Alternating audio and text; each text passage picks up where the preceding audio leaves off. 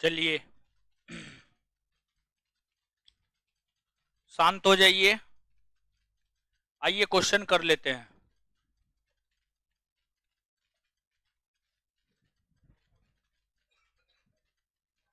खत्म हो जाएगा आज, जहां तक पढ़ा है नागरिकता तक न पढ़ा है।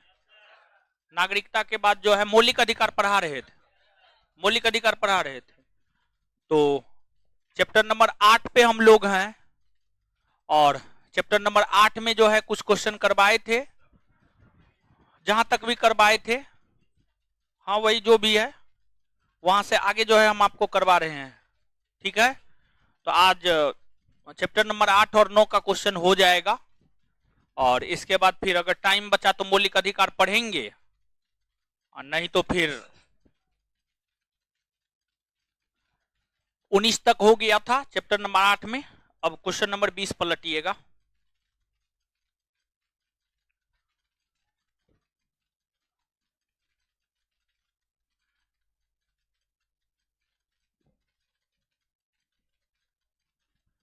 निम्न कथनों पर विचार कीजिए और दिए गए कूट की सहायता से बताइए कि इनमें कौन सही है।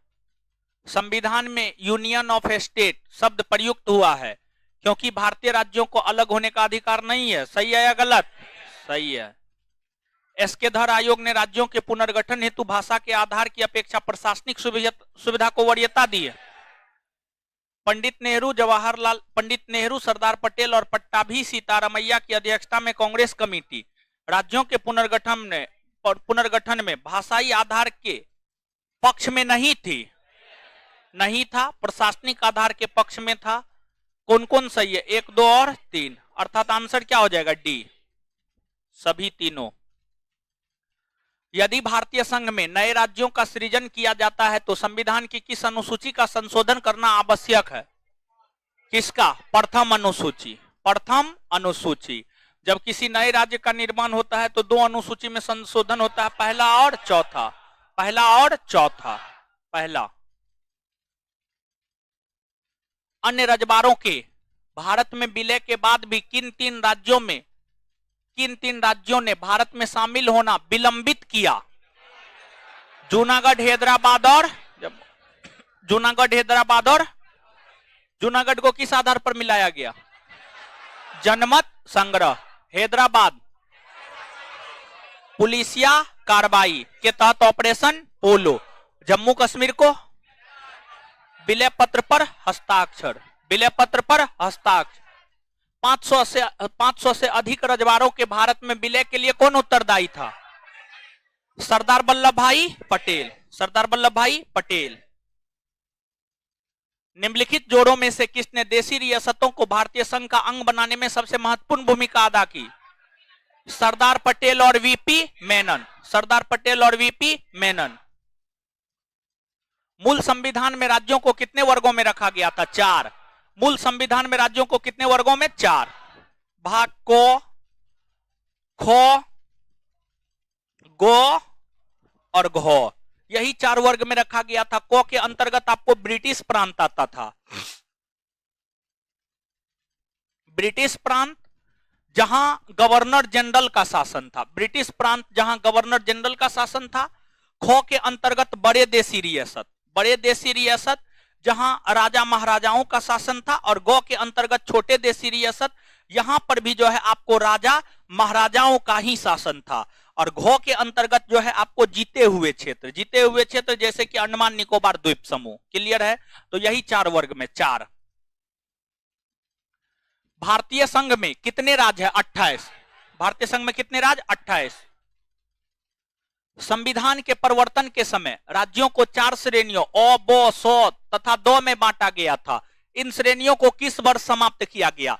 देखिए ध्यान दीजिएगा, आपको जब संविधान लागू हुआ था, संविधान के परिवर्तन अर्थात संविधान लागू होने के समय, संविधान के परिवर्तन अर्थात संविधान लागू होने के समय यानी 1950 में 1950 में भारतीय राज्यों को 4 वर्गों में बांटा गया था। भाग, को, खो, गो, घो या ओ, बो, सो, दो। समझिएगा, ओ, बो, सो, दो।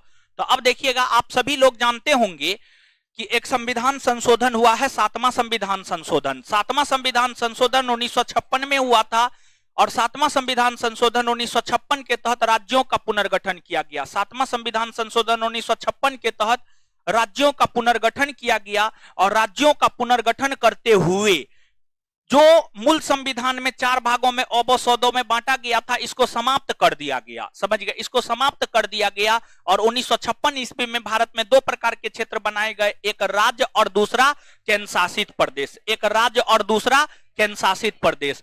तो संविधान के परिवर्तन यानी संविधान के लागू होने यानी 1950 के समय राज्यों को 4 श्रेणियों ओबोसोद तथा 2 में बांटा गया था। इन श्रेणियों को किस वर्ष समाप्त किया गया? तो 1956 7वां संविधान संशोधन 1956 के तहत। भाषा के आधार पर राज्यों का पुनर्गठन किस वर्ष किया गया था? देखिए, राज्यों का पुनर्गठन 7वां संविधान संशोधन 1956 के तहत हुआ है, हाँ या ना? और राज्यों का पुनर्गठन 7वां संविधान संशोधन 1956 के तहत हुआ है। तो इसमें किसको आधार बनाया गया था? भाषा। 14 भाषा और 14 राज्य। 14 भाषा और 14 राज्य, समझ गए? 14 भाषा 14 राज्य। तो आंसर क्या हो जाएगा? 1956। प्रथम भाषाई राज्य किसे बनाया गया? प्रथम भाषाई राज्य आंध्र प्रदेश। आंध्र प्रदेश राज्य का गठन कब हुआ? 1953। भाषाई आधार पर गठित प्रथम गठित राज्य आंध्र प्रदेश। सर्वप्रथम भाषा के आधार पर आंध्र प्रदेश राज्य का गठन 1953 ईस्वी में हुआ था। इसके पूर्व वहां एक आंदोलन हुआ था। इस आंदोलन में किसकी मृत्यु हो गई थी? पोतली श्री रामुल्लू। भाषागत आधार पर राज्यों के पुनर्गठन के लिए भारत सरकार ने दिसंबर 1953 ईस्वी में राज्य पुनर्गठन आयोग की नियुक्ति की थी, जिसकी रिपोर्ट के आधार पर 1956 ईस्वी में राज्य पुनर्गठन अधिनियम संसद ने पारित किया था। इस आयोग का अध्यक्ष कौन था? भारत में राज्यों का पुनर्गठन कौन आयोग की सिफारिश पर हुआ? फजल अली आयोग। फजल अली आयोग का गठन 1953 में, रिपोर्ट 1956 में दिया है और फजल अली आयोग के सिफारिश पर राज्यों का पुनर्गठन 1956 में हुआ है। 1956 में हुआ है, समझिएगा। और फजल अली आयोग में 3 सदस्य था। फजल अली रिपोर्ट 1955 में दिया है, रिपोर्ट 1955 में, गलत बोल दिए थे क्या? फजल अली आयोग का गठन 1953 में, रिपोर्ट 1955 में और उसी आयोग के सिफारिश पर राज्यों का पुनर्गठन 1956 में, समझ गए? 1956 में हुआ था। क्लियर है? तो अध्यक्ष आपको जस्टिस फजल अली थे। कौन थे? जस्टिस फजल अली। किस संवैधानिक संशोधन के अंतर्गत सिक्किम को भारत का एक सहराज्य बनाया गया? सिक्किम को भारत का एक सहराज्य 35वां संविधान संशोधन। निम्नलिखित में से एक संघराज्य क्षेत्र नहीं है, यानी कौन ऐसा है जो संघराज्य क्षेत्र अर्थात केंद्र शासित प्रदेश नहीं है? समझिए, केंद्र शासित प्रदेश नहीं है। तो कौन केंद्र शासित प्रदेश नहीं है? नागालैंड। नागालैंड क्या है? राज्य। नागालैंड क्या है? राज्य। इसके अलावे जो अन्य है वे आपको क्या है? केंद्र शासित प्रदेश। आगे, कराईकल, माहे, यनम सहित पुडुचेरी की फ्रांसीसी बस्ती को फ्रांसीसी सरकार ने किस वर्ष भारत को अध्यार्पित किया था? 1954 में। कब किया था? 1954 में। पुडुचेरी को किस वर्ष भारतीय संघ में सम्मिलित किया गया था? पुडुचेरी को किस वर्ष भारतीय संघ में सम्मिलित किया गया था? 1962। किस वर्ष गोवा सहित अन्य पुर्तगाली वस्तुओं को भारतीय संघ का राज्य क्षेत्र बनाया गया? 1961। किस वर्ष गोवा सहित अन्य पुर्तगाली वस्तुओं को भारतीय संघ का राज्य क्षेत्र बनाया गया? 1961। लोकसभा में केंद्र शासित प्रदेशों के लिए कितनी सीटें आरक्षित की गई है? 20 सीट। राज्य पुनर्गठन आयोग ने 1 नवंबर 1956 को कितने राज्य तथा कितने संघ राज्य बनाए? 14 राज्य एवं 6 संघ राज्य क्षेत्र। 14 राज्य एवं 6 संघ राज्य क्षेत्र। भारत में कितने संघ शासित प्रदेश है? 8। कितने हैं? 8। निम्नलिखित में से कौन संघ राज्य क्षेत्र नहीं है? गोवा। गोवा क्या है? राज्य। गोवा राज्य है। दिल्ली है एक केंद्र शासित प्रदेश। आगे, किस संविधान संशोधन द्वारा दिल्ली को राष्ट्रीय राजधानी क्षेत्र का दर्जा दिया गया? दिल्ली को राष्ट्रीय राजधानी क्षेत्र का दर्जा 69वां संविधान संशोधन के तहत दिया गया। 69वां संविधान संशोधन। भारत के संविधान के अनुच्छेद 240 के अंतर्गत कुछ संघराज्य क्षेत्रों के लिए विनिमय बनाने की राष्ट्रपति की शक्ति के संदर्भ में निम्न में कौन सा युग्म सही सुमेलित नहीं है? कौन सा युग्म सही सुमेलित नहीं है? तो अब देखिएगा 240 एक का को अंडमान निकोबार द्वीप समूह के लिए विशेष प्रावधान करता है, सही है ये। 240 एक का खो लक्षद्वीप सही है। 240 एक का गो पुडुचेरी नहीं। इसका संबंध है आपको दादर नागर हवेली से, दादर नागर हवेली, दादर नागर हवेली से। वहीं 240 एक का घो दमन और द्वीप एकदम सही है। वहीं 240 एक के अंगों की हम बात करें तो 240 एक का अंगो जो है हमें पुडुचेरी, समझिएगा पुडुचेरी, पुडुचेरी के विषय में जानकारी प्रदान करता है। और यह अनुच्छेद कहता है कि पुडुचेरी के लिए राष्ट्रपति कानून नियम विनियम बना सकता है, समझ गए। तो इसमें सुमेलित नहीं है कौन? सी नंबर लिख लीजिएगा, ये वाला देख लीजिए आप अपना।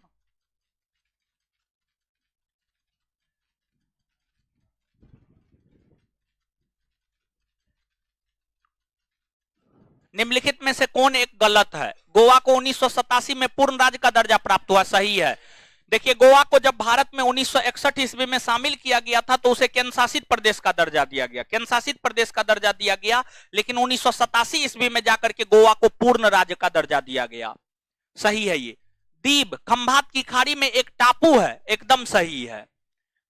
दमन और द्वीप को भारतीय संविधान के 56वें संशोधन द्वारा गोवा से अलग किया गया था, सही है ये भी। दादर और नागर हवेली को वर्ष 1954 तक फ्रांसीसी औपनिवेशिक शासन के अंतर्गत थे, नहीं। देखिए जो दादर नागर हवेली था ये आपको 1961 ईस्वी तक पुर्तगालियों के अधीन था, पुर्तगाली के अधीन था। देखिए ध्यान दीजिएगा, आपको दादर नगर हवेली हो गया, फिर इसके बाद दमन और द्वीप हो गया, और फिर आपको गोवा हो गया, दमन और द्वीप हो गया, और इसके बाद आपको गोवा हो गया। ये सब आपको पुर्तगालियों का उपनिवेश था, ये सब फ्रांसीसी औपनिवेशिक के अंतर्गत नहीं आता था। तो ये क्या है? आपको गलत है और हमको चुनना गलत को था। इस प्रकार इसका उत्तर क्या हो जाएगा आपको? D number, D.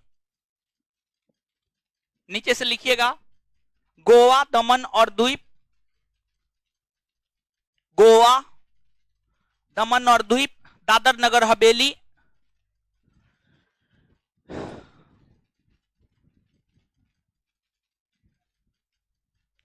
गोवा दमन और द्वीप, दादर नगर हवेली, गोवा दमन और द्वीप, दादर नगर हवेली, गोवा कोमा दमन और द्वीप कोमा दादर नगर हवेली, दादर नगर हवेली। पुर्तगाली उपनिवेश था, पुर्तगाली उपनिवेश था, पुर्तगाली उपनिवेश था, पुर्तगाली उपनिवेश था, पुर्तगाली उपनिवेश था, पुर्तगाली उपनिवेश था। आगे सिक्किम भारत का एक राज्य बनाया गया था, सिक्किम भारत का एक राज्य बनाया गया था 35वां संविधान संशोधन के अंतर्गत। निम्नलिखित संविधान संशोधनों में से किसके द्वारा सिक्किम को विधिवत भारत संघ के एक पूर्ण राज्य के रूप में सम्मिलित किया गया था? एक पूर्ण राज्य के रूप में सम्मिलित 36वां संविधान संशोधन के तहत। बिहार को काटकर एक पृथक वनांचल राज्य का बनना संभव है राज्य विधानसभा में कानून पारित करके। यानी अगर मान लीजिए बिहार का विभाजन कर कोई नया राज्य बनाना है तो क्या बिहार राज्य के विधानसभा में कानून पारित करके बनाया जाएगा? अगर बिहार राज्य का विभाजन कर कोई नया राज्य बनाना है तो कानून कहां पारित करना? संसद में न पारित करना होगा। विधानसभा होगा? नहीं होगा। राज्यपाल द्वारा अध्यादेश को पारित करके? एकदम नहीं होगा। संवैधानिक औपचारिकता को समाप्त करके? एकदम नहीं। आंसर क्या हो जाएगा? इनमें से कोई नहीं।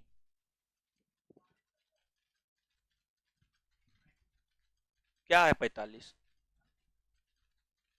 हाँ क्या है 45? ठीक तो है? 35वां संविधान संशोधन।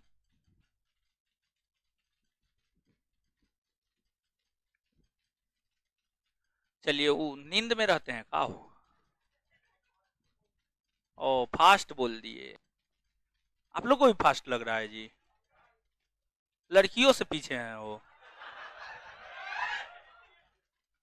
कैसे होगा? तेज हो ये महाराज, समझिएगा। निम्नलिखित भारतीय राज्यों का उनके निर्माण के अनुसार कालानुक्रम बनाए तथा अंत में दिए गए कूट का प्रयोग करते हुए सही उत्तर चुनिए।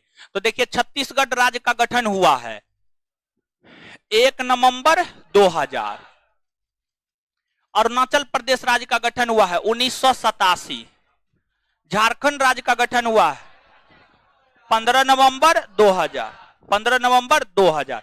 सिक्किम राज्य का गठन हुआ है 1975। 1975। तो इसमें सबसे पहले कौन राज्य का गठन हुआ है? सिक्किम। यानी क्या हो जाएगा?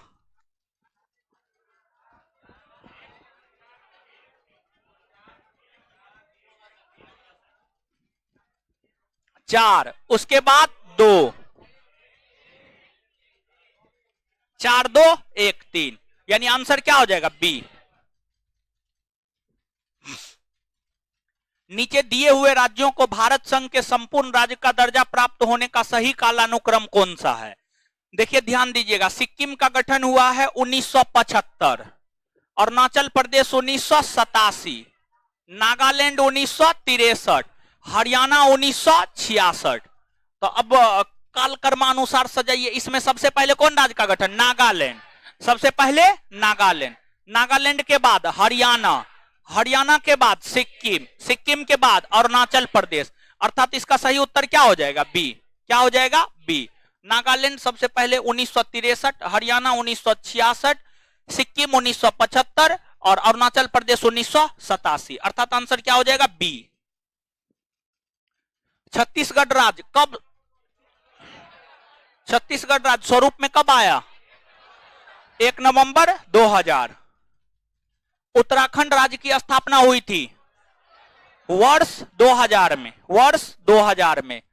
निम्न राज्यों का सृजन वर्ष 1960 के बाद हुआ था।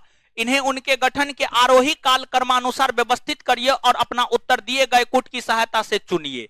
समझ गए?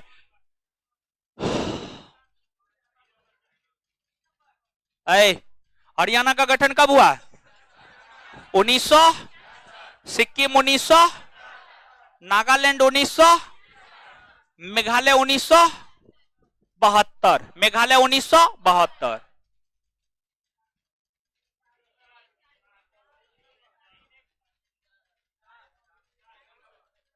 3 1 4 2 होगा।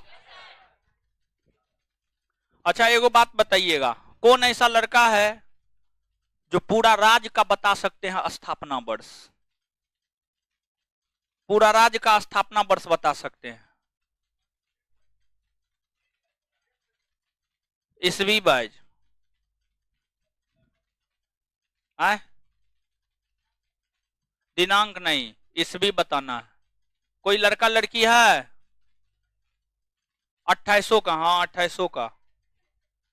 कौन लड़का लड़की? हाथ खड़ा कीजिए तो। चलिए वो लड़का सबसे पहले उठाया था, वो लड़का को उठाते हैं। बोलिए तो। नहीं नहीं, उधर उधर वो उठाया था। उठिए ना हो। हाँ बोलिए। हाँ क्या बोले? जो लिखाए थे वही तो हम भी पूछना चाह रहे हैं, उससे ज्यादा हम पूछना कहाँ चाह रहे हैं। बोलिए। आए गुजरात पूरा बोलिए। हाँ हाँ। हम्म।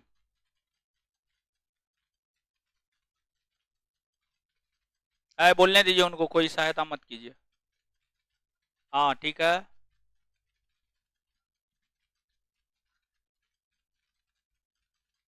चलिए बहुत बढ़िया, बहुत बढ़िया।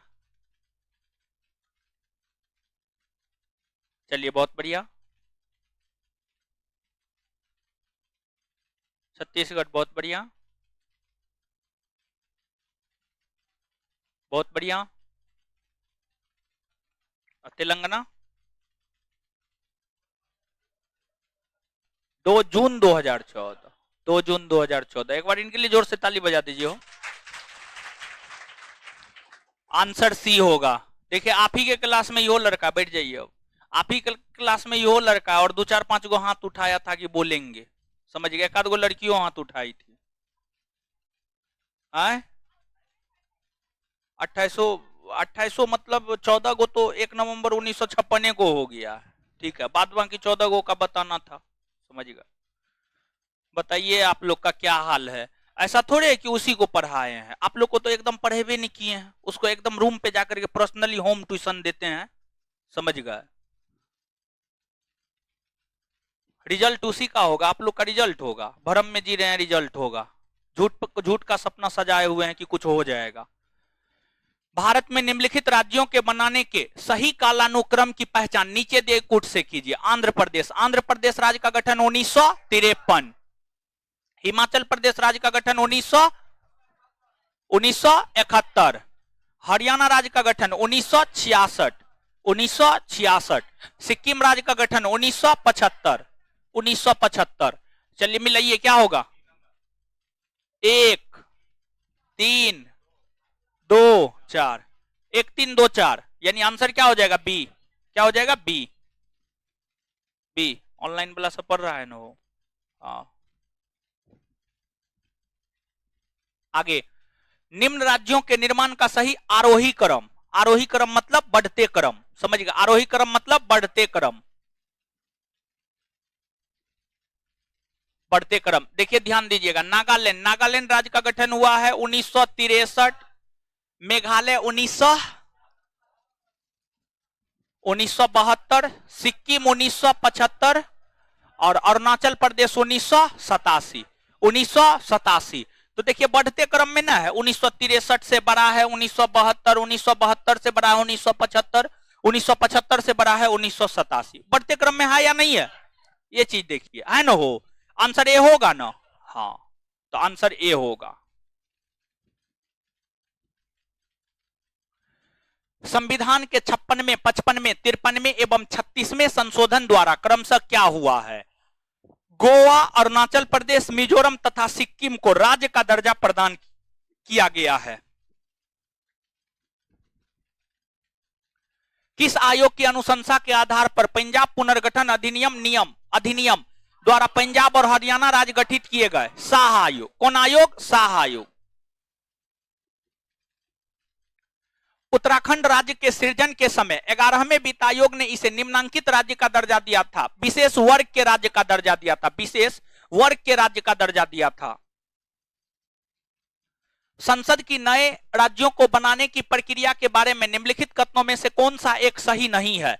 मतलब कौन सा एक सही नहीं है, मतलब कौन सा एक गलत है, समझिए कौन सा एक क्या है, गलत है। पहला, संसद विधि द्वारा नए राज्य बना सकती है तथा मौजूदा राज्यों की सीमाओं या नामों में फेरबदल कर सकती है, हाँ या ना। इस प्रकार का कोई विधेयक राष्ट्रपति के सिफारिश के सिवाय संसद में पेश नहीं किया जा सकता है, नहीं किया जा सकता, एकदम सही है। राष्ट्रपति के पूर्व अनुमति के बाद ही संसद में जाता है, समझ गए। याद नहीं है, राज्य निर्माण की प्रक्रिया नहीं बताए, एकदम पढ़ लीजिए एक बार पलट करके, हर चीज फरिया करके लिखाए हुए हैं। इस प्रकार के किसी विधेयक को राष्ट्रपति प्रभावित राज्य के विधानमंडल को निर्दिष्ट कर सकता है, मतलब भेज सकता है। राष्ट्रपति भेजता है कि नहीं भेजता है, 30 दिन के लिए भेजता है ना जी, एकदम भेजता है, ये भी क्या है, सही है। इस प्रकार की विधि अनुच्छेद 368 के कार्य क्षेत्र में आएगी, मतलब जो किसी नए राज्य का निर्माण होता है वह संविधान संशोधन माना जाता है, नहीं माना जाता, मतलब ये क्या है, गलत है। इस प्रकार की विधि अनुच्छेद 368 के कार्य क्षेत्र में नहीं आती है, नहीं आती है, समझ गए, नहीं आती है। तो अर्थात आंसर क्या हो जाएगा, आपको डी हो जाएगा। नीचे से एक लाइन लिखिएगा तो कॉपी में,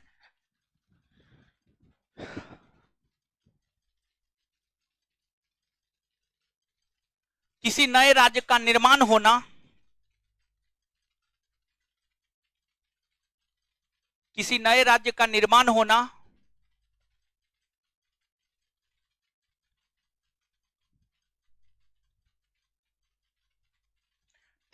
अनुच्छेद 368 के कार्य क्षेत्र में नहीं आता है, अनुच्छेद 368 के कार्य क्षेत्र में नहीं आता है, अनुच्छेद 368 के कार्य क्षेत्र में नहीं आता है, अनुच्छेद 368 के कार्य क्षेत्र में नहीं आता है, अर्थात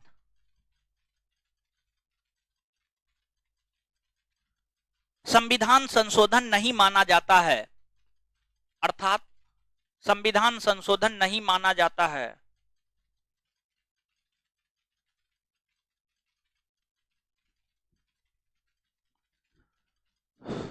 मध्य प्रदेश राज्य का गठन कब हुआ है? 1 नवंबर 1956। 1 नवंबर 1956। कुछ नहीं समझ में आया, मारिए 1 नवंबर 1956। हरियाणा राज्य कब बना है? 1 नवंबर 1966। इसमें तो बड़ी अजीब ऑप्शन है। हाँ, निम्नलिखित राज्यों के निर्माण का सही अवरोही क्रम अर्थात घटते क्रम, अवरोही क्रम अर्थात घटते क्रम, घटते क्रम। तो देखिएगा, ध्यान दीजिएगा, महाराष्ट्र राज्य का गठन हुआ है 1960, राजस्थान 1956 और हरियाणा 1966। तो घटते क्रम में अगर हमको सजाना है तो सबसे पहले 1966, फिर 1960 और फिर 1956। समझ गए? तो यानी कहने का मतलब ये हुआ, हरियाणा 1966, महाराष्ट्र 1960 और राजस्थान 1956। अर्थात ये घटते क्रम हो गया। अर्थात आंसर क्या हो जाएगा इसका? डी हो जाएगा। क्या हो जाएगा? डी। बढ़ते क्रम घटते क्रम समझते हैं ना, बचपन में पढ़े हैं ना, आरोही क्रम, अवरोही क्रम, फिर जो है क्या होता है भूलियो गए, फेस वैल्यू, प्लेस वैल्यू, ये सब होता है, हम तो भूल गए। सूची 1 को सूची 2 से सुमेलित कीजिए और सूचियों के नीचे दिए गए कुछ से सही उत्तर चुनिए। नागालैंड राज्य का गठन कब हुआ है? 1963। झारखंड का गठन, तेलंगाना, सिक्किम, 2143। आंसर बी होगा।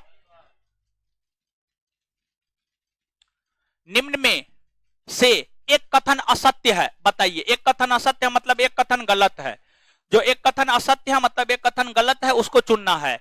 मैसूर राज्य का नया नाम तमिलनाडु रखा गया। मैसूर राज्य का नया नाम क्या है? क्या है? कर्नाटक।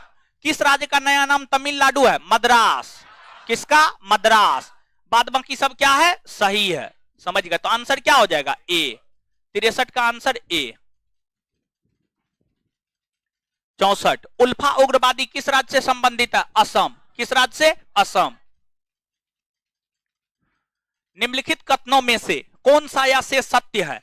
कांग्रेस के नागपुर सत्र 1920 के पश्चात प्रांतीय कांग्रेस समितियों का गठन भाषाई आधार पर किया गया था। सही है या गलत? एकदम सही है ये। 1948 में कांग्रेस ने भाषाई आधार पर प्रांतों के गठन की मांग को अस्वीकार कर दिया था। इसी वजह से आंदोलन हुआ और उसी आंदोलन को समाप्त करने के लिए धर आयोग, जेबीपी आयोग का गठन किया गया था। तो ये भी क्या है आपको? सही है।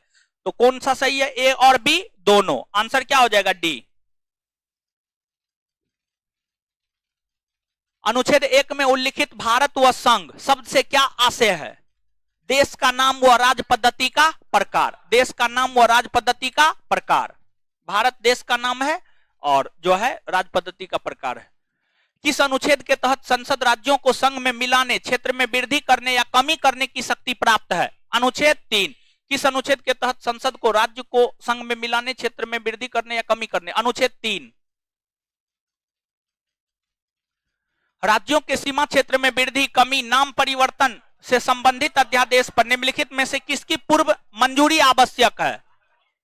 पूर्व मंजूरी आवश्यक है। बकलोल। सब चीज में संसदे होगा, राष्ट्रपति न होगा जी। मां बकलोल हैं आप लोग। पूरा क्वेश्चनों नहीं पढ़ते, आंसर टिक कर देते हैं। चलिए आगे आइएगा।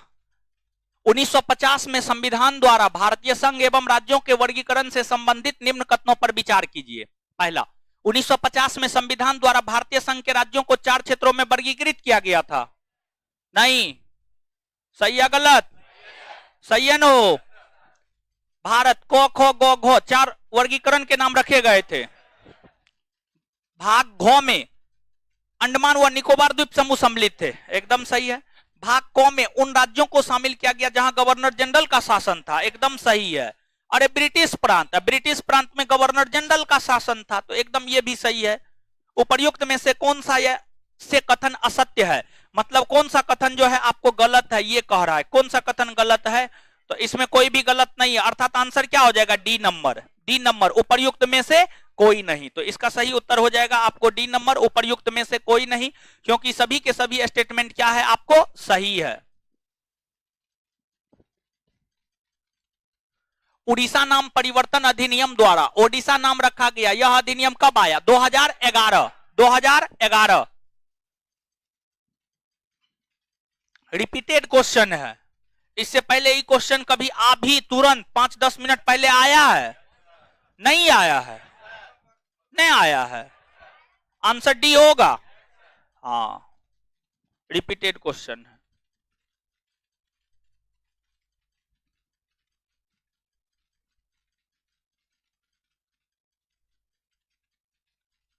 हाल ही में जम्मू और कश्मीर पुनर्गठन विधेयक 2019 को मिली संसद की मंजूरी के बाद किन दो नए केंद्र शासित प्रदेशों के निर्माण का प्रस्ताव है? जम्मू कश्मीर और लद्दाख। जम्मू कश्मीर और लद्दाख। निम्नलिखित में से कौन सा धर आयोग का अध्यादेश था? राज्यों के वर्गीकरण का अध्ययन करना, यह संस्तुति देना कि क्या राज्यों का पुनर्गठन भाषाई आधार पर किया जा सकता है, केंद्र राज्य संबंधों का अध्ययन करना, यह परीक्षण करना कि क्या मद्रास नगर को आंध्र में अंतरित किया जा सकता है, यह संस्तुति देना कि क्या राज्यों का पुनर्गठन भाषाई आधार पर किया जा सकता है। इसी को लेकर के धर आयोग का गठन जून 1948 ईस्वी में एसके धर की अध्यक्षता में हुआ था, अर्थात आंसर बी। क्या हो जाएगा? बी। आगे आइएगा। भारत की संसद किसी राज्य में उसका राज्य क्षेत्र अलग करके अथवा किसी राज्य के भाग के साथ मिलाकर नए राज्य, राजा है नए राज्य होगा, नए राज्य को निर्माण कर सकेगी। इसके बारे में निम्नलिखित में से कौन सी पद्धति या पद्धतियां सही है? साधारण बहुमत द्वारा तथा सामान्य विधायी प्रक्रिया द्वारा। सही है।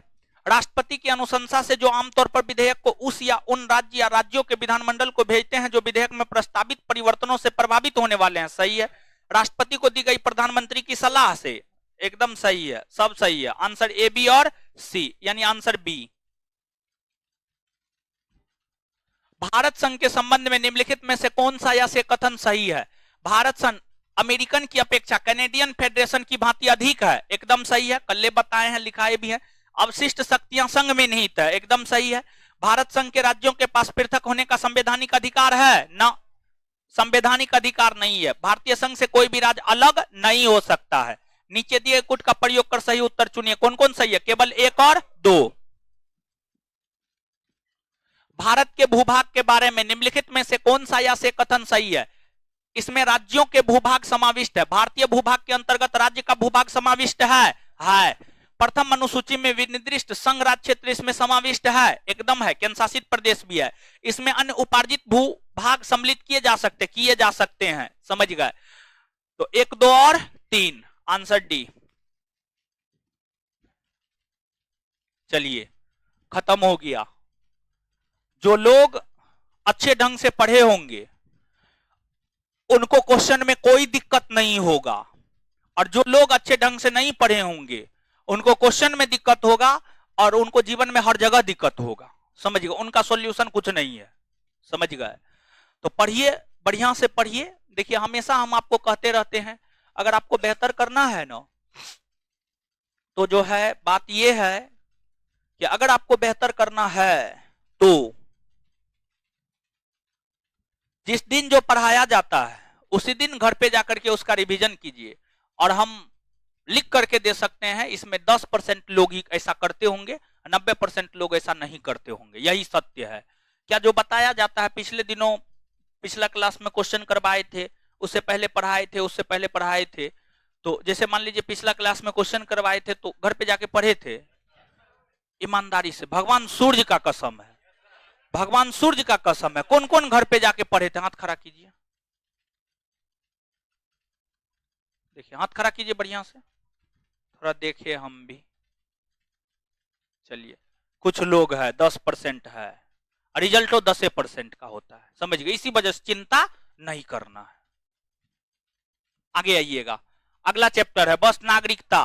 नागरिकता खत्म, उसके बाद मौलिक अधिकार पढ़ा रहे हैं। क्वेश्चन जहां तक पढ़ाए वहां तक हो जाएगा, और क्वेश्चन जहां तक पढ़ा दिए वहां तक हो गया। और उसके बाद किस रोज पूछेंगे और किस रोज क्या करेंगे हमको भी नहीं पता है। समझ गए? पहला क्वेश्चन, भारत के संविधान के किस भाग में हम नागरिकता से संबंधित प्रावधानों को पाते हैं? भारतीय संविधान के भाग 2। अच्छा, जो पढ़े हैं उनको क्वेश्चन में दिक्कत हो रहा है? फटाफट बन रहा है ना? समझ में आ रहा है ना? चलिए आगे। भारतीय संविधान निम्न में से कौन सी नागरिकता प्रदान करता है? कौन सी नागरिकता? एकल। कैसी नागरिकता? एकल। भारत में नागरिकता की निम्नलिखित विशेषताओं में कौन सी सही है? राज्य तथा राष्ट्र की दोहरी नागरिकता है ना, राज्य की एकल नागरिकता है, राज्य की एकल नागरिकता है, संपूर्ण भारत की एकल नागरिकता, पूरे भारत की एक नागरिकता है ना हो। चलिए आंसर सी होगा।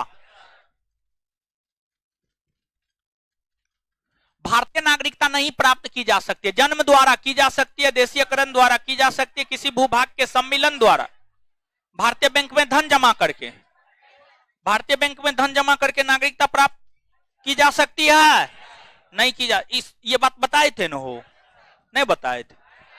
नहीं बताए? क्या बात करते हैं, एकदम बताए। बोले इस प्रकार का ऑप्शन आएगा, यहां तक हम बात बताए थे। आप लोग पता नहीं क्या खाते हैं कि पचा देते हैं। इतना जल्दी कैसे पचा देते हैं वो? मुर्गा खा करके। पटना के विद्यार्थी का तो मुर्गा अच्छा है, यही दूगों में तो जीवन बर्बाद है, समझे? और जानते हैं सुट्टा मारते हैं, जीवन आपका सुट्टा हो जाएगा, चिंता मत कीजिए।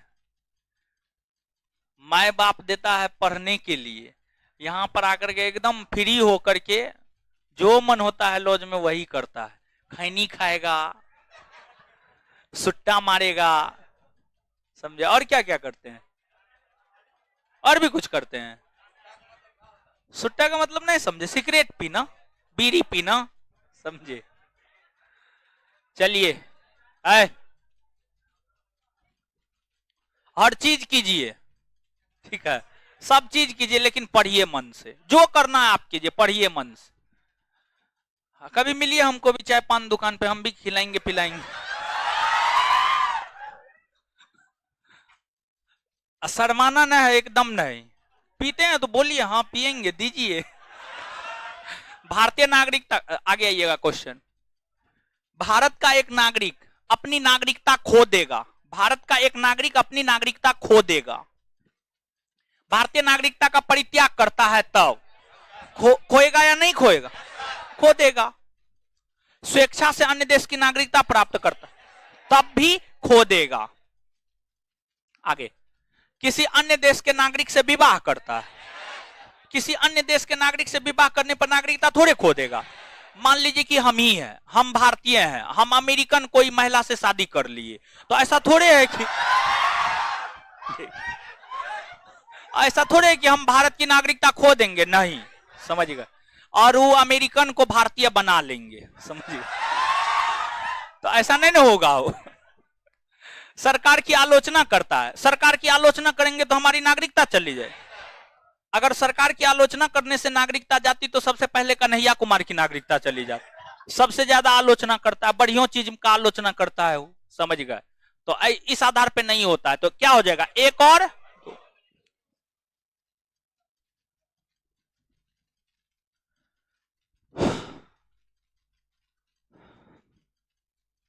नागरिकता संशोधन अधिनियम 2015 के अंतर्गत निम्नलिखित में से कौन भारतीय कार्ड धारक प्रवासी नागरिक के रूप में पंजीकृत होने के लिए अहर्त नहीं है, पंजीकृत होने के लिए योग्य नहीं है, पंजीकृत होने के लिए योग्य नहीं है? कौन पंजीकृत नहीं हो सकता, ये चीज आपसे पूछा जा रहा है। एक अवयस्क बच्चा जिसके अभिभावक भारतीय हो, वो एकदम पंजीकृत हो सकता है, हो सकता है। भारतीय नागरिक की विदेशी मूल की पत्नी, यानी वही जो अभी बात हम बोले हैं, यानी मान लीजिए कि हमारी बीबी अमेरिकन है, तो वो जो है आपको भारतीय मूल की, भारतीय नागरिक की विदेशी मूल की पत्नी, भारतीय नागरिक यानी हम, समझ गए? और विदेशी मूल की पत्नी यानी अमेरिका वाली बीबी, समझ गए? वो तो भारत की नागरिकता प्राप्त कर ही सकती है, समझ गए? तो योग्य है या नहीं है? है, योग्य है। वे भारतीय जो विभाजन के उपरांत पाकिस्तान प्रवासी हो गए हो, क्या वो होता है? हो नहीं होगा। पाकिस्तान और बांग्लादेश होगा? नहीं होगा। समझ गए? तो आंसर सी होगा, होगा।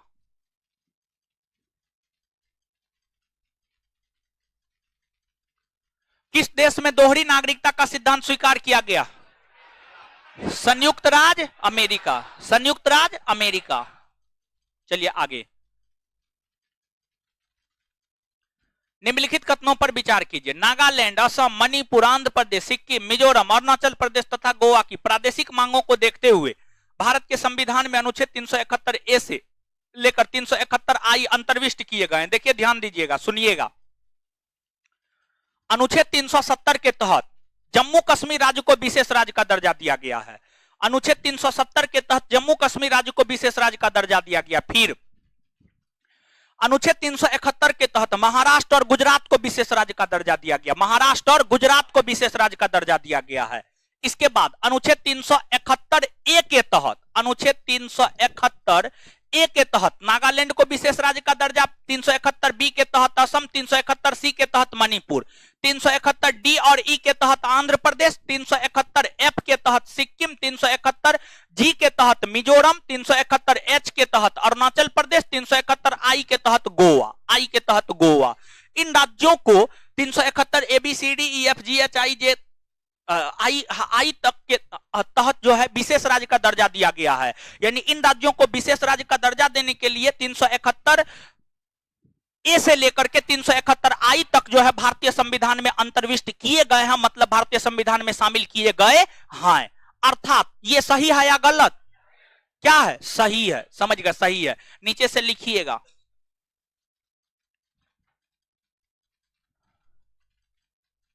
भारतीय संविधान के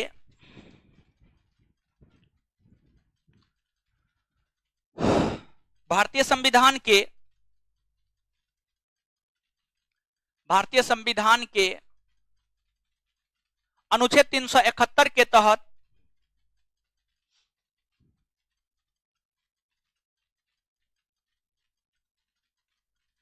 भारतीय संविधान के अनुच्छेद 371 के तहत भारतीय संविधान के अनुच्छेद 371 के तहत कई राज्यों को विशेष राज्य का दर्जा दिया गया है।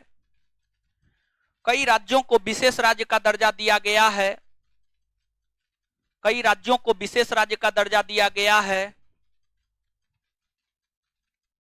जो निम्न है। कई राज्यों को विशेष राज्य का दर्जा दिया गया है जो निम्न है, जो निम्न है।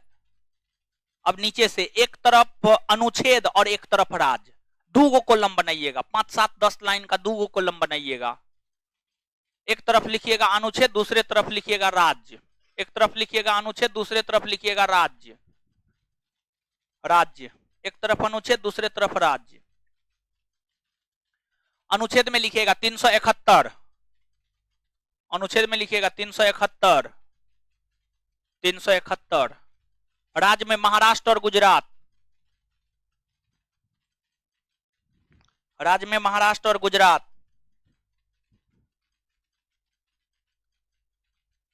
आगे आगे लिखिएगा 371 ए, 371 ए नागालैंड। और देखिए ध्यान दीजिएगा भाई लोग, क्यों लिखा रहे हैं जानते हैं? क्वेश्चन बैंक पलट के देखिएगा ना, स्पष्ट तौर पे ये बात पूछा है। नागालैंड को किस अनुच्छेद के तहत विशेष राज्य का दर्जा, असम को किस अनुच्छेद के तहत विशेष राज्य का दर्जा। नागालैंड असम सबसे ज्यादा बार पूछा गया है। समझ गए? तो जब नागालैंड असम पूछा गया है तो अन्य राज्यों के विषय में भी आपसे आपके परीक्षा में पूछा जा सकता है। समझ गए? 371 ए नागालैंड, 371 बी असम,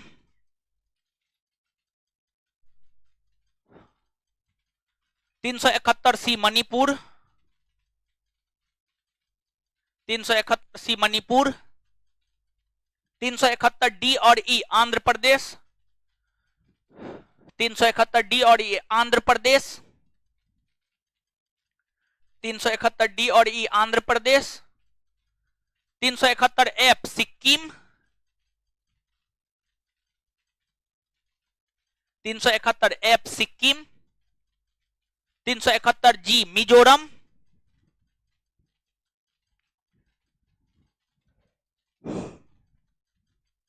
जी Mizoram, 371 H Arunachal Pradesh,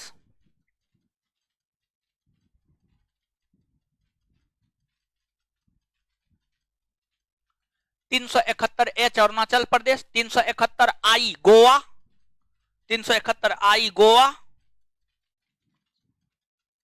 371J Karnataka, 371J Karnataka, 371J Karnataka,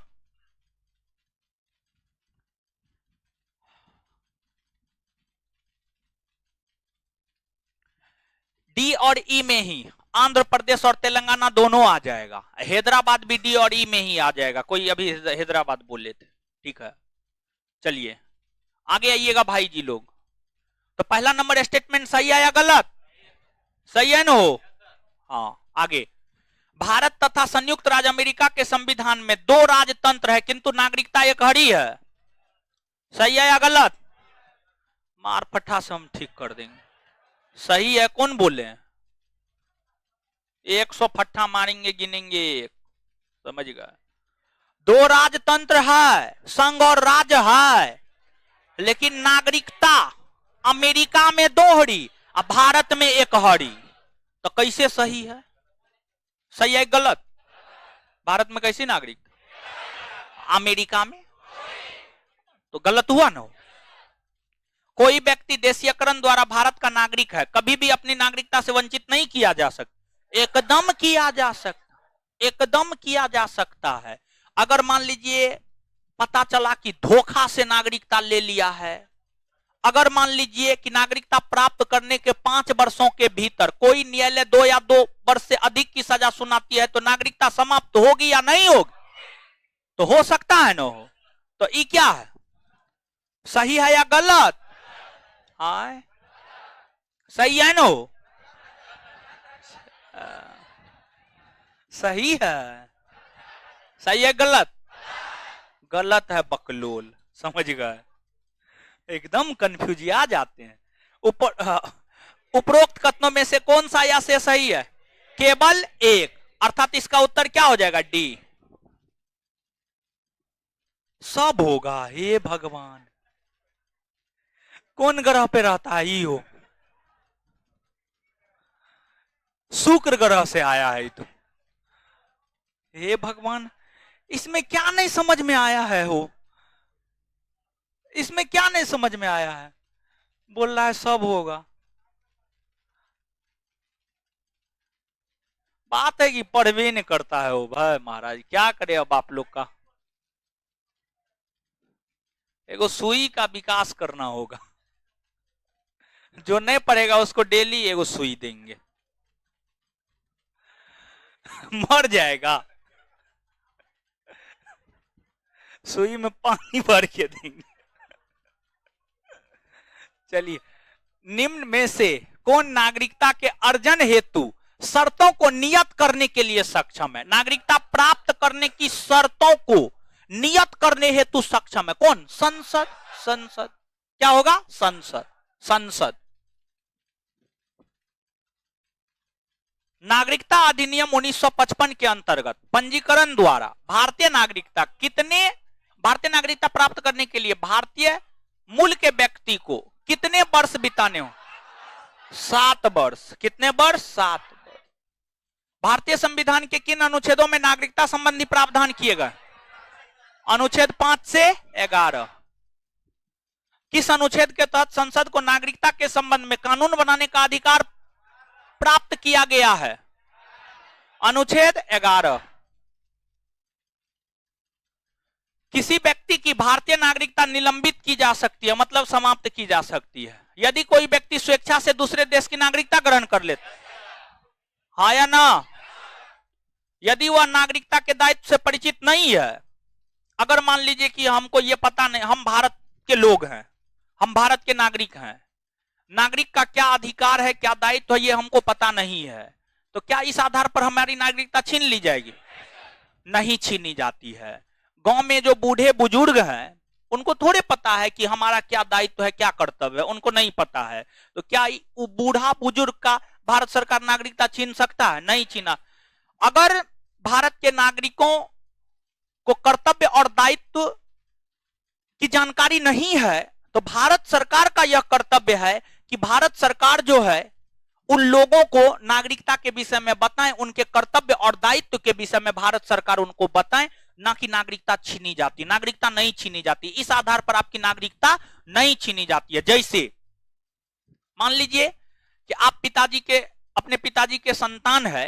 अब मान लीजिए कि आप सफल नहीं होते हैं, आपको नौकरी नहीं होता है, आप भरसक प्रयास किए और आपको नौकरी नहीं हुआ, तो ऐसा थोड़ी है कि आपके पिताजी आपको छोड़ देंगे। नहीं छोड़ेंगे, समझ गए। बाद में जो है कुछ और पैसा देंगे, कहेंगे जाओ बिजनेस उजनेस कर लो, टिकली सिंदूर, गेहूं चावल दाल कुछों का दुकान खोल करके बेचो, कुछ ना कुछ उपाय करेंगे न हो, समझिए। तो वही चीज है, इस बात को समझे अभी जो बोले हैं, वही चीज यहां पर है। अगर नागरिकता के कर्तव्य और दायित्व की जानकारी नहीं हो नागरिकों को, तो भारत सरकार का यह कर्तव्य है कि वो जानकारी दे। इस आधार पर नागरिकता नहीं छीनी जाती है। और इस आधार पर अगर नागरिकता छीना जाएगा ना, तो जितने भी निरक्षर लोग हैं उनको तो कुछ पता नहीं है, समझ गए, सबकी नागरिकता छीन ली जाएगी, समझ गए। तो इस आधार पर नहीं छीनी जाती है। यदि भारत सरकार को यह विश्वास हो जाए कि नागरिकता छल पूर्वक प्राप्त की गई है, होगा या नहीं होगा? हाँ होगा। यदि कोई व्यक्ति जन्म से देश का नागरिक है किंतु किसी विदेशी राष्ट्र से युद्ध के दौरान वह शत्रु की सहायता पहुंचाने की गतिविधियों में लिप्त पाए, एकदम छीना जा सकता है।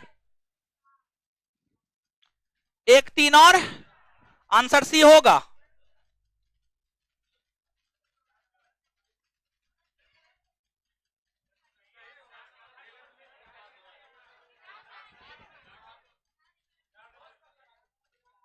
है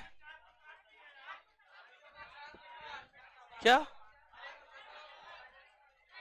और ये सही है और गलत लिख दिए, और सॉरी सॉरी सॉरी, एक तीन और चार आंसर तो सही है ना बता रहे थे, तो वहां पे कहे जाते हैं।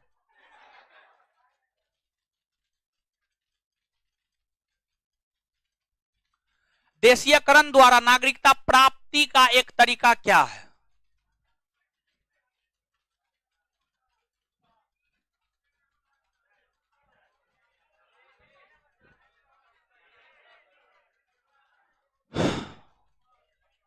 विदेशी पुरुष से विवाह करने पर नागरिक बनने की निम्नलिखित शर्तों में से एक आवश्यक शर्त क्या है? राज्य की सदस्यता, राज्य का नागरिक होना चाहिए। पाकिस्तान से आकर भारत में नागरिकता प्राप्त करने संबंधी प्रावधान का वर्णन निम्नलिखित में से किस अनुच्छेद में वर्णित? अनुच्छेद 6। नागरिकता के लोप होने का एक नियम है, देशद्रोह का अपराध सिद्ध होने पर। एक व्यक्ति नागरिकता से अधिकार कैसे खो सकता है? एक कारण हो सकता है, एक व्यक्ति किसी दूसरे देश में 2 महीने के लिए चला जाता है। 2 महीना के लिए चला जाएगा, थोड़े जाएगा, कम से कम कितना बरस? 7 बरस, वो भी लगातार। तब एक व्यक्ति दूसरे राज्य की नागरिकता ले लेता है। यहां पर राज्य शब्द का प्रयोग देश के लिए हो रहा है, अगर ले लेता है तो समाप्त होगा या नहीं होगा? आंसर बी होगा, बी। भारत की नागरिकता निम्नलिखित में से किस प्रकार प्राप्त की जा सकती है? जन्म, वंशानुक्रम, देशीयकरण, सभी होगा। नागरिकता संशोधन अधिनियम 1992 के अनुसार किसी भी बच्चों को भारत में जन्म लेने के कारण स्वतः भारतीय नागरिकता नहीं दी जाएगी। भारतीय पुरुष से विवाह करने वाली विदेशी महिला को भारतीय नागरिकता प्राप्त करने का अधिकार मिला है। भारत के बाहर पैदा होने वाले बच्चे की यदि उसकी मां भारतीय है तो उसे भारतीय नागरिकता प्राप्त होगी। ऊपर है, रुकिए, अपने मन से कुछ हो है, शांत रहिए। किसी भी बच्चों को भारत में जन्म लेने के कारण स्वतः भारतीय नागरिकता नहीं दी जाएगी। किसी भी बच्चों को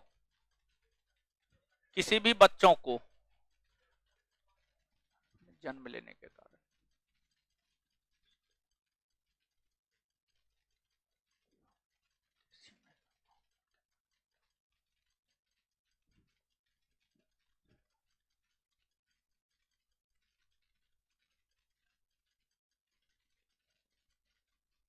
उपर्युक्त सभी होगा, ठीक है, सभी होगा।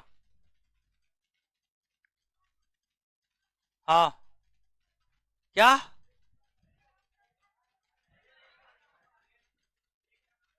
एक नंबर, किसी भी बच्चे, गौर कीजिएगा आप, किसी भी बच्चे मतलब मान लीजिए कि राजनयिक है भारत में, अमेरिका का राजनयिक है, वो भारत आया, भारत में उसको संतान की उत्पत्ति हो गई, तो उसके बच्चा को स्वतः भारत की नागरिकता थोड़े दी जाएगी, नहीं दी जाएगी, ठीक है। तो किसी भी बच्चे का मतलब यहाँ पे किसी भी बच्चे शब्द का प्रयोग है, ठीक है, नहीं दी जाएगी, एकदम सही है। कित, कितने वर्षों तक लगातार बाहर रहने पर नागरिकता समाप्त हो? कितना वर्ष? 7 वर्ष। ऐसे सभी व्यक्ति जो देश या उसके पश्चात भारत में जन्म ग्रहण किया हो, उन्हें जन्मजात भारतीय नागरिक समझा जाएगा।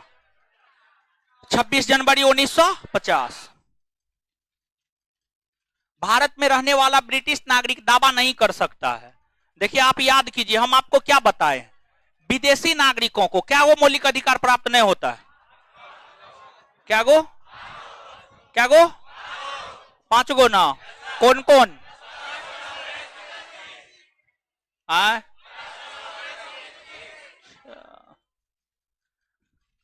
बहुत का तो मुंह नहीं चलता।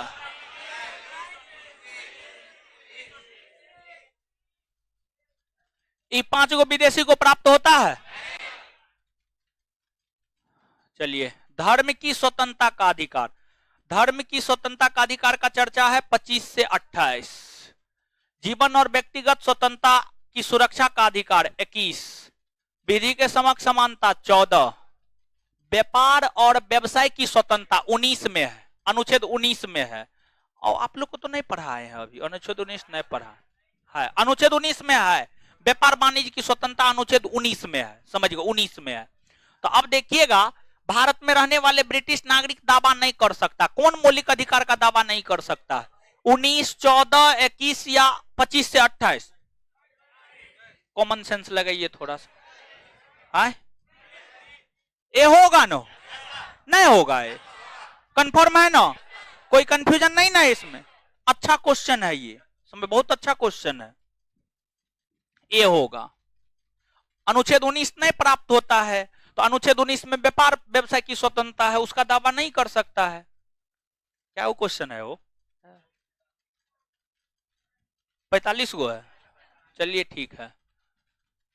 नागरिकता निम्नलिखित में से किन विधियों द्वारा प्राप्त की जा सकती है? जन्म द्वारा, अनुवांशिकता यानी वंशीय परंपरा, अनुवांशिकता कहिए या वंशीय परंपरा कहिए, दोनों एक ही बात है, समझ गए। पंजीकरण, अनुरोध करके, यानी भारत सरकार को रिक्वेस्ट करेगा कि नागरिकता दे दीजिए। कोई पाकिस्तानी आएगा कहेगा हमको नागरिकता दे दीजिए, तो रिक्वेस्ट पर थोड़े दिया जाता है, नहीं दिया जाता है, नियम कानून है, समझ गए। तो अनुरोध द्वारा नहीं दिया जाता है, समझ गए। 1, 2 और आंसर बी।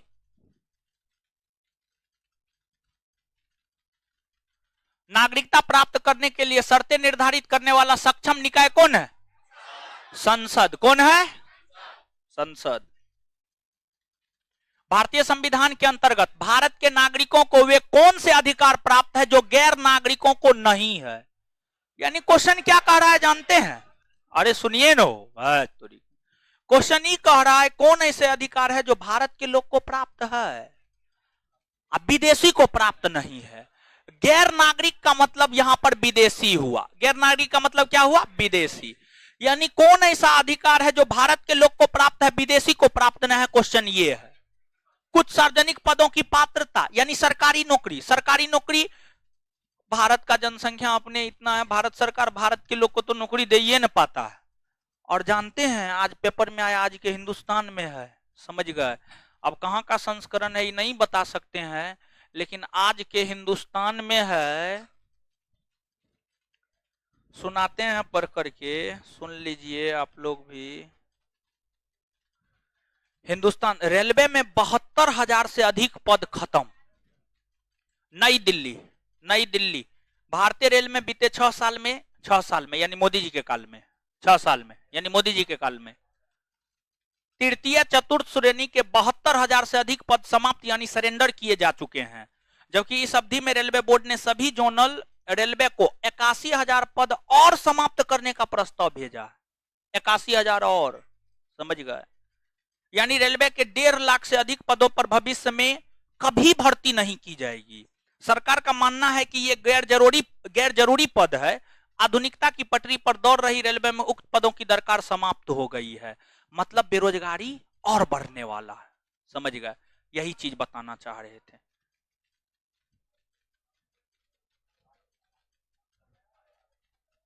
समझे?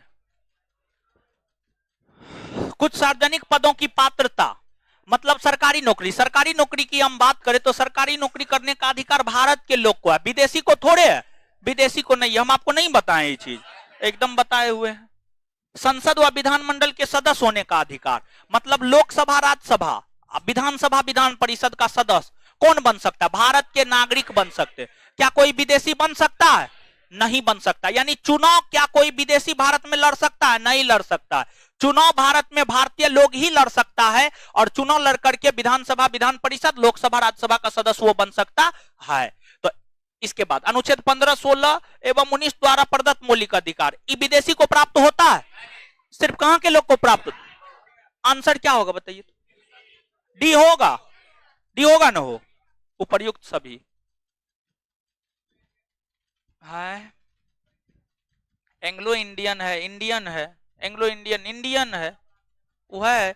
जैसे देखिए ड्रेक ओब्रायन एंग्लो इंडियन है, तृणमूल कांग्रेस से लोकसभा का सदस्य है ना, एंग्लो इंडियन, इंडियन है, इंडियन शब्द जुड़ गया, आराम से वो बन सकता है, समझ गए? डेरेक ओब्रायन इसका सबसे बेहतर उदाहरण है, तृणमूल कांग्रेस से बंगाल से लोकसभा का सदस्य है। हाँ अब खत्म हो गया है, ठीक है, अब खत्म हो गया। और डेरेक ओब्रायन जो है ना, उसको राष्ट्रपति मनोनीत नहीं किया, वो जनता द्वारा चुना गया है, जनता द्वारा चुना गया है।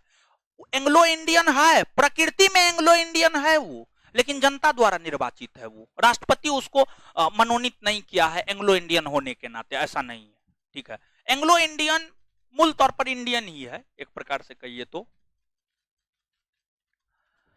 भारतीय संविधान में नागरिकता के प्रावधान कब लागू हुए?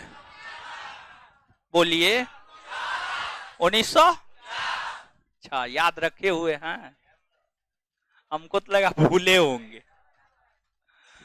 निम्नलिखित में से कौन सी शर्त भारत की नागरिकता प्राप्त करने के लिए नहीं है? अधिवास का मतलब क्या होता है जानते हैं? रहना, रहना। क्या भारत में 7 वर्ष रह करके भारत की नागरिकता नहीं प्राप्त की जा सकती है? तो अधिवास द्वारा तो किया ही जा सकता है। वंशानुक्रम एकदम, पंजीकरण एकदम, संपत्ति स्वामित्व यानी संपत्ति अर्जित करके थोड़े किया जाता नहीं। संपत्ति विदेशी लोग भी आकर के भारत में व्यापार नहीं करते हैं, भारत में व्यापार करते हैं तो वो संपत्ति अर्जित करते हैं, क्या इस आधार पर उसको भारत की नागरिकता थोड़े दी जाती है? नहीं दी जाती है। तो संपत्ति स्वामित्व के आधार पर भारत की नागरिकता प्राप्त नहीं की जा सकती है, अन्य आधार पर प्राप्त की जा सकती है। Answer D. पढ़ रहा है ना जी, इधर उधर नहीं कर रहा है, पीछे भेजे। ऑनलाइन वाला कैसे पीछे भेजेंगे? नागरिकता प्राप्त करने व खोने के विषय में विस्तार से चर्चा कहां की गई है? बोलिए। ए होगा, बी होगा? आए ए के पक्ष में कितने लोग? हाथ खड़ा कीजिए, टॉफी खिलाएंगे सबको, टॉफी खिलाएंगे, हाथ खड़ा कीजिए। पढ़ते उड़ते नहीं है हो? हे भगवान, कितना बढ़िया से बताए हैं। 1955 के अधिनियम में इस बात की चर्चा है कि 5 प्रकार से भारत की नागरिकता प्राप्त हो सकती है, 3 प्रकार से भारत की नागरिकता समाप्त हो सकती है। कैसे ऐसे कर दिया? ऐसे है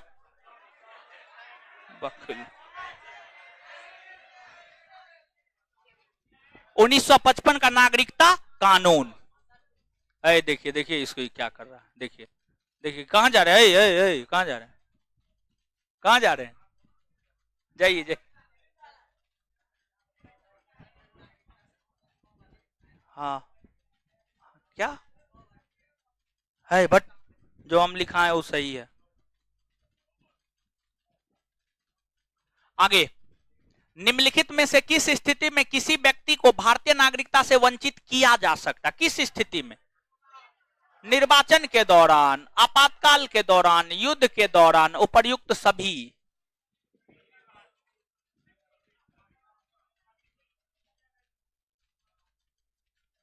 आपातकाल के दौरान, युद्ध के दौरान।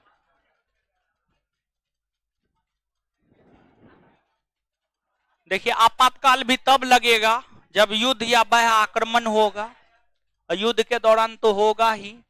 निर्वाचन के दौरान, चुनाव के दौरान, चुनाव के दौरान कई काहे वंचित किया जाएगा हो?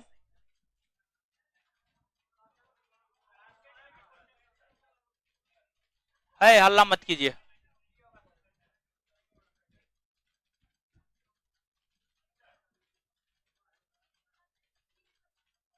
युद्ध के दौरान।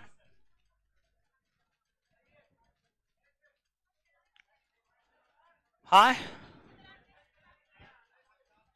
युद्ध के दौरान अगर मान लीजिए कोई भारतीय नागरिक विदेशी देश, समझिएगा, विदेशी देश को मदद करता है तो समाप्त हो सकता है। लेकिन अगर आपातकाल की हम बात करें तो आपातकाल तो 3 आधार पर लागू होता है। एक आपको युद्ध, दूसरा बाह्य आक्रमण, तीसरा आंतरिक अशांति। आंतरिक अशांति के जगह सशस्त्र विद्रोह शब्द आया है।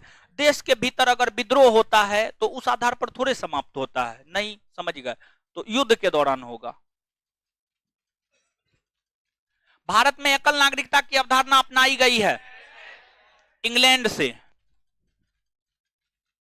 निम्नलिखित में भारतीय संविधान का कौन सा अनुच्छेद उल्लेख करता है कि किसी देश की नागरिकता स्वेच्छा से अर्जित करने पर भारत की नागरिकता स्वतः समाप्त हो जाएगी? अनुच्छेद 9, नागरिकता संशोधन बिल 2016। 2016 नहीं होगा, यहां पे 2019 होगा। 2019 कीजिए इसको, 2019। 2019 के संबंध में विचार कीजिए और बताइए कि कौन सही है। यह बिल नागरिकता अधिनियम 1955 में संशोधन करता है ताकि अफगानिस्तान, बांग्लादेश और पाकिस्तान के हिंदू, सिख, बौद्ध, जैन, पारसी और ईसाई प्रवासियों को नागरिकता की पात्रता प्रदान की जा सके। एकदम सही है।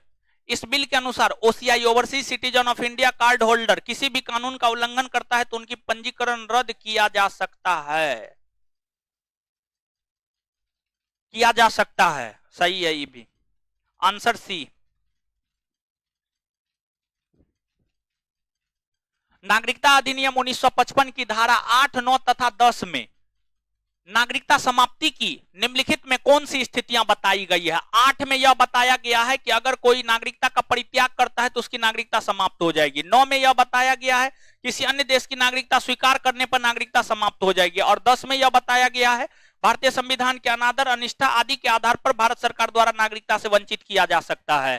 तो 8, 9, 10 में नागरिकता समाप्त की शर्तों की चर्चा है, उपर्युक्त तीनों। विचार कीजिए। अनुच्छेद 6 के अनुसार पाकिस्तान से भारत प्रव्रजन करने वाले कोई भी व्यक्ति भारत का नागरिक तभी समझा जाएगा यदि उसके माता पिता अथवा उसके दादा दादी, नाना नानी में किसी का जन्म भारत शासन अधिनियम 1935 द्वारा परिभाषित भारत के क्षेत्र में हुआ हो। अनुच्छेद 10 के अनुसार किसी नागरिक की नागरिकता का संसदीय विधान के अलावा किसी अन्य रीति से नहीं छीना जा सकता है, नहीं छीना जा सकता है। कौन कौन सत्य है? एक और दो दोनों, सी। निम्नलिखित कथनों पर विचार कीजिए। भारत में दोहरी नागरिकता का प्रावधान नहीं, भारत में एक ही नागरिकता का प्रावधान है। सही है। संसद को नागरिकता से संबंधित कानून बनाने का अधिकार प्राप्त नहीं है, प्राप्त है। नागरिकता में अस्थायी उपबंध है, नहीं, अस्थायी उपबंध है। समझ गए? कौन सा सत्य है? केवल 2। संसद द्वारा पारित किस अधिनियम में नागरिकता के अर्जन व समाप्ति के प्रावधान है? नागरिकता अधिनियम 1955। निम्नलिखित में से किस वर्ष नागरिकता अधिनियम 1955 में संशोधन नहीं किया गया है? 1963। भारतीय संविधान द्वारा विदेशियों को प्रदत्त मूल अधिकार कौन से है?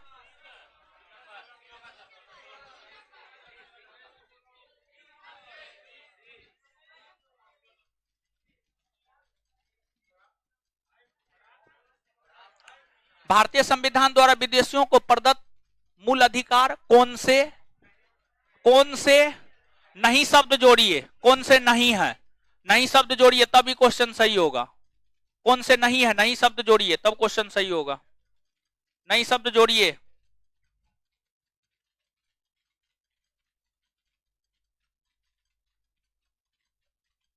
नहीं शब्द जोड़े हो।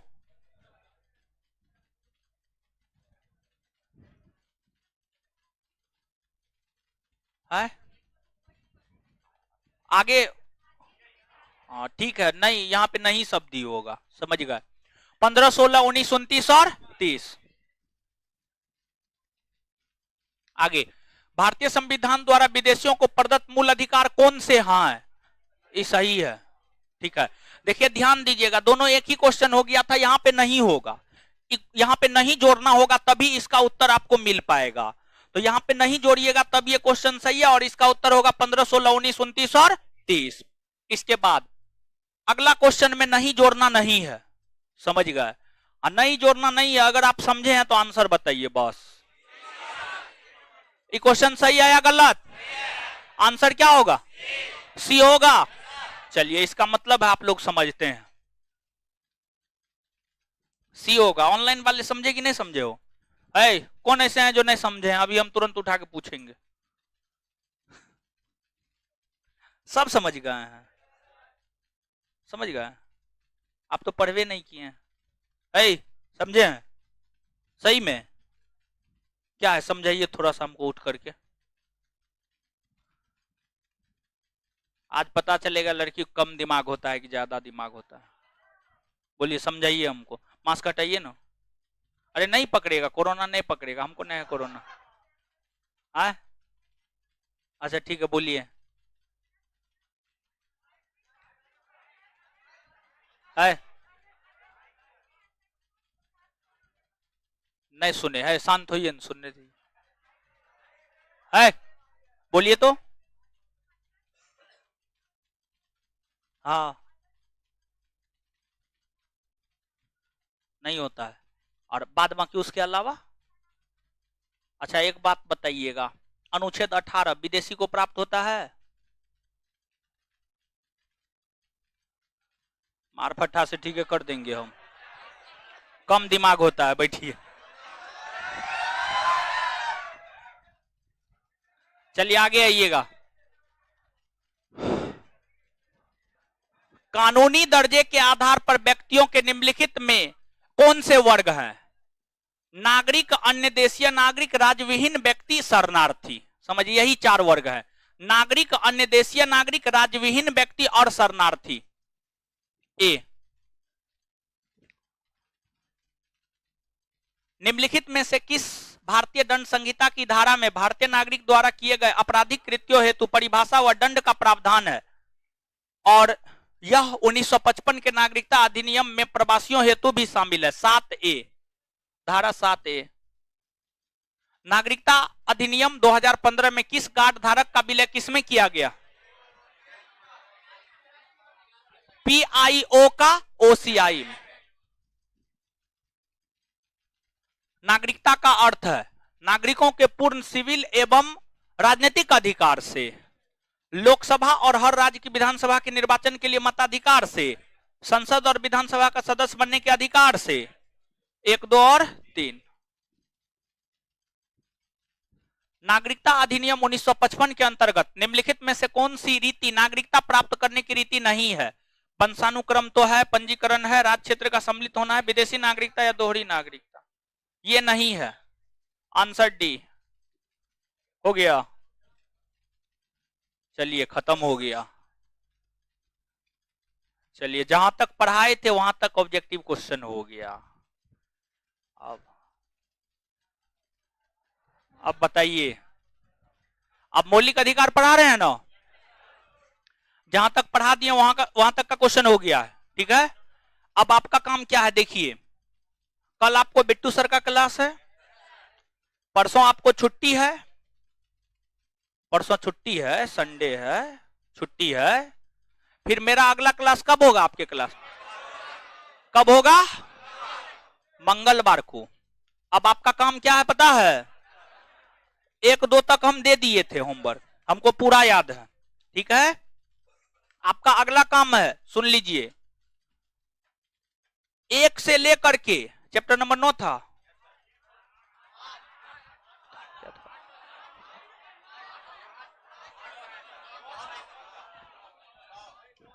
है? 1 से लेकर 9 तक,